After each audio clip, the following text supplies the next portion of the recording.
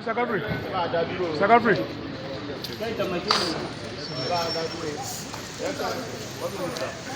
1 minute, sir. I want to interview you, sir. I want to interview you, sir. I hope it's not about this market. It's like I've been called up for the policy implications and then I want you to comment. Yes.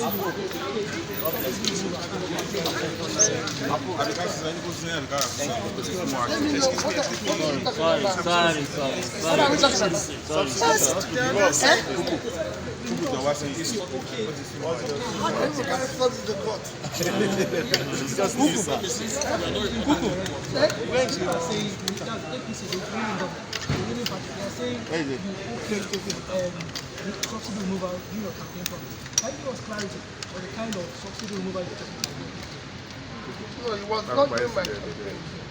If you have followed me very well, right from the time I was a member of Jonathan's economic management team, I have consistently maintained that we need to remove subsidy. Because for me, it's organized crime. People were just stealing the resources of the country, and that crime has to stop. And I showed my own position in empirical data to show that the amount of fuel we consume is totally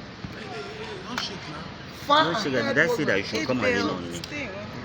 I showed it in data comparing with countries like Pakistan, and it's very clear. Sorry. So I maintained about this removal. And throughout my campaign, go and read my manifesto, I maintained about its removal. If you have a toothache and you go to a dentist, there's a difference between removing your tooth by applying anesthesia, which will alleviate your pain, and just pulling it out. The difference is that I believe it should be removed with conditions, and that condition has to apply. If I was involved, I would have shown in empirical statistical data how much we're going to save, where we are going to apply it, the gains for the people, so they can, just like I said all throughout my campaign, that I'm going to govern the people by being open, showing them empirically verifiable facts on how the country can be better, and everybody can